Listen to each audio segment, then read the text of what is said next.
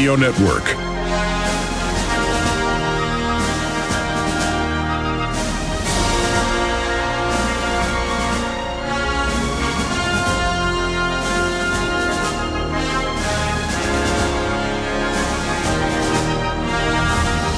Well, Tony Szamboti, a mechanical engineer and part of Architects and Engineers for 9/11 Truth, now with over 1,200 members worldwide, is our guest, along with somebody else who really doesn't need any introduction. He's been a guest on this broadcast before. He's a great lover of liberty, former American football offensive lineman in the National Football League.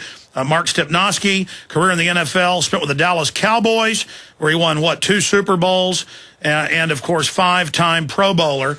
Doesn't get any better than that, and it's great having Mark with us. But I tell you, not only did I grow up in Dallas and a fan of the Dallas Cowboys growing up, I have to admit now that all I do is fight the globalist. I can't even really enjoy a football game anymore. All I think about is this stuff. But I'm even a bigger fan of Mark, not just for his determination on the football field, but how that same spirit translates into standing up many years ago when it wasn't as popular to talk about 9/11 truth. But he saw the evidence, he did it. And the same thing goes for our engineer friend, Mr. Szamboti. Now, they're going to make a big announcement here today. Mark Stepnoski stepping up to the plate yet again. I'm honored that 5-6 months ago, they launched the Buildingwhat campaign here on this show. And my listeners donated the lion's share of the original money to put the Buildingwhat campaign, dealing with Building 7 that nobody knows about, on New York TV. Since then, it's been covered by hundreds of newspapers, dozens and dozens of international TV networks. Geraldo Rivera has now had Mr. Szamboti and also one of the fathers of someone who died on his show, and said that now he sees that 9/11 truth, Bob McIlvaney, that now this should be investigated, and that he's suspicious of Building 7. But even more, and this was covered by CNN even, this was covered by George Soros' people attacking this show and attacking him and calling for his firing. Judge Andrew Napolitano, the co-host of Glenn Beck on his TV show, the guy with his own show on Fox Business with Lou Dobbs, came on this show without my prompting a month ago and said the official story of 9/11 is impossible and that it should be seen as the JFK assassination as a fraud. And the system has come after him, and you notice he hadn't been fired because this is becoming the mainstream view. We have major polls like the New York Times, Angus and Reid, where 83% don't believe the official story. Kennedy assassination polls are upwards of 90% believe the official story is a lie. And it's because of people's courage, like Andres von Bülow, the former head of German defense, coming out and saying it was an inside job. The former Italian president coming out. The number 3 in the Japanese government coming out on this show saying inside job. Because of so many family members and prominent people and emergency first responders and police officers that survived, the evidence is coming out. 6 of the 10 9/11 Commission are saying it's all a lie and a fraud. Mr. Farmer, the head lawyer, saying it's a, quote, criminal cover-up by the Pentagon. Ventura coming out, his show. I mean, and believe me, they've gone through a lot of harassment and intimidation over that. Homeland Security is trying to shut the show down. You heard Ventura 2 weeks ago break the news here that they have banned the police state episode. I mean, this is a big issue. And it's about honor. It's about courage. And so, Mark Stepnoski, do you want to make the announcement here on the show today of what you've announced you're going to do this week? Certainly, yeah. I've pledged $10,000 to this second round of the Buildingwhat campaign in order to pay to have these commercials appear on the air again in New York City. So, hopefully your listeners will respond like they did before and be willing to put a little bit of their money into the pot and try to do what corporate television won't do, and that's show this building collapse on TV so that people can get a look at it, some of them for the first time, and maybe it'll affect their judgment about what happened that day. Now, Mark, and then I want to get Tony's take on this. For those that don't know, because we're on so many AM and FM stations, there's new folks tuning into this for the first time right now. What does the Buildingwhat campaign deal with? Why is it called Buildingwhat? Deals solely with Building 7, the third tower. They collapsed on 9/11 at about 5:20 in the afternoon. the people responsible for this campaign and for getting these television commercials on the air is NYC CAN, New York City Coalition for Accountability Now. They attempted a couple years ago to have this issue considered by the City Council of New York. They wanted to present this issue, have witnesses, and somehow spur a separate investigation by City Council in New York. And during that time period, when one of the members of NYC CAN mentioned Building 7 while addressing the judge for the city, his comment was Building what? Because like many people, apparently he wasn't familiar with that building or the fact that it collapsed that day.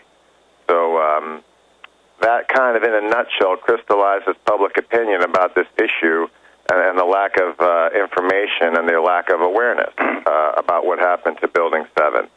So that is how it became the name of the campaign.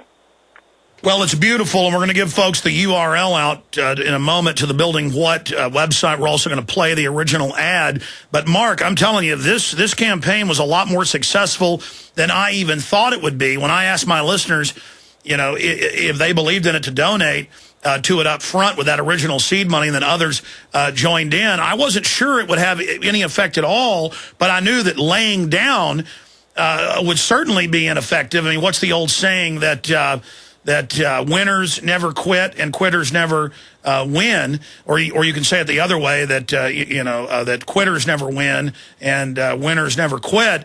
But certainly now it's caused a chain reaction. BBC, RT, Al Jazeera, Fox, CNN, and it clearly spurred courage for Geraldo Rivera. I won't play it again because of time constraints, but he said, wow, I've now met with a family who lost their son. These engineers, Building 7, very suspicious. This needs to be looked into. I'm suspicious. This is legitimate. And then Napolitano on Fox, of all places, to step up with even more courage, and now they've tried to get him fired. We need to stand with him. I mean, this isn't a game here, but I'm really very surprised and very happy at just how effective the Buildingwhat campaign has been. So I want to salute everybody involved with it, and, of course, you, Mark, and Mr. Szamboti, and everybody else, because we're having an effect here, and the system's got to be scared. Mark, what's your take on that? Well, I agree. I think the people at NYC CAN deserve a lot of credit. You know, they have worked hard on this issue for years. They have refused to let this issue die.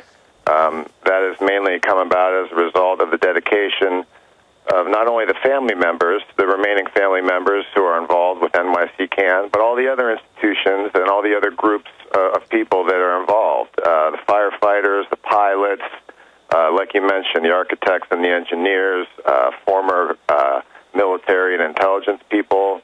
There's a whole lot of credibility behind this movement, and it's not, you know, you have all the different areas represented. You have people whose family members were involved. You have people whose background involves expertise in these areas. Everyone who has reason to be skeptical has joined forces in this group to come together to kind of pierce the censorship bubble that has existed around, you know, the collapse of Building 7. As you mentioned earlier, internationally now, for several years, there has been quite a bit of skepticism about the official story of 9/11, and there have been people around the world in leadership positions who have spoken out and have expressed their skepticism. I think, fortunately, what this campaign has done here in New York has kind of enabled that to happen to a certain extent in America. Because of the media blackout regarding some of the truths of September 11th, I think the public and certainly some politicians have been slow to react compared to what's going on in other countries. But fortunately, it looks like thus far these commercials have served as an impetus to get people to kind of shrug off their apathy and address this issue and look at it with new eyes, so to speak. And hopefully try to do something about it. So it's almost like some big offensive linemen breaking open a hole so that the truth, that running back can run right through and get a touchdown. Well, that's the thing. I mean, it's when you have the truth on your side, it's only a question of time before it comes out. I mean, if you have dedicated people who feel strongly about this issue, who are not going to go away, they have, like I said, for many reasons, a lot of people involved behind this campaign have a lot of incentive to see it succeed. And fortunately, all that dedication and years of hard work is yielding some results right now, which is very encouraging. And that's why I continue to be involved, because, in light of the effect that this has had, everybody who is part of it would certainly like to see it continue. Well, we're going to come back with Mark Stepnoski and, of course, mechanical engineer Tony Szamboti. Just absolutely amazing. We'll also look back at Building 7 and why it's so important and the key to exposing the cover-up and the fraud that is 9/11 and how 9/11's now been used for the naked body scanners, the threat fusion centers, the police state, all these illegal wars, and where the Buildingwhat campaign is going next. But it's had a huge effect, and we've never been making this much progress for 9/11 Truth. The system is really scared. We'll also talk to Mark and Tony about why they had the courage to go public, why they're doing it. I mean, I know why deep down. I can answer their question for them, because they can't stand corruption. They can't stand lies. They have a sense of justice. We'll discuss it all with these patriots on the other side. Stay with us. Hi, this is Alex Jones. Did you know that the global elite are now storing non-hybrid seeds in secret storage vaults near the Arctic Circle? Did you know that in a real meltdown, non-hybrid seeds could become more valuable than silver or gold? It's true, seeds have outperformed even gold and silver before in this country, and it's possible that could even happen again. So our friends at Solutions from Science have put together the perfect mix of non-hybrid seeds. They call it a survival seed bank, and it can produce an endless supply of nutrient-dense food for you and your family. And here's the best part. These seeds have not been genetically modified in any way, and you actually get enough seeds to plant a full-acre crisis garden. So visit them today at survivalseedbank.com. That's survivalseedbank.com, or give them a call at 877-327-0365. That's 877-327-0365. Remember, in a real crisis, non-hybrid seeds are the ultimate barter item. This is Alex Jones for survivalseedbank.com. Gold isn't for you? Ted Anderson, president of Midas Resources, one of the world's premier gold and precious metal investing firms. I get it. You wouldn't buy gold if you believed that the government is doing a great job, that the Fed will stop handing out trillions of dollars like bailout candy, that Social Security would be there for you. That's not what's happening. You might even pass on gold if the stimulus package wouldn't fuel inflation, or that the dollar wouldn't lose value, or that your retirement would be secure. If all looks rosy to you, then now is not the time to buy gold. For the realist, there have never been more sobering reasons to diversify with gold. Since 2001, the U.S. dollar index has tanked 30% while gold has risen 300%. Right now, savvy investors are adding gold to their portfolios. You should too. Find out what they know. Call us and I'll send you 10 reasons why gold will do very well, free. 800-686-2237. 800-686-2237. That's 800-686-2237. Hundreds of nations have fallen to tyranny in the last century alone. This is our last chance to not relive history. As we're finishing off this agenda, they'll be pulling the rug from underneath Americans at home. I have tremendous influence on our president and Congress, and they really are calling the shots. I think it's incumbent upon all of us as American citizens to pay attention.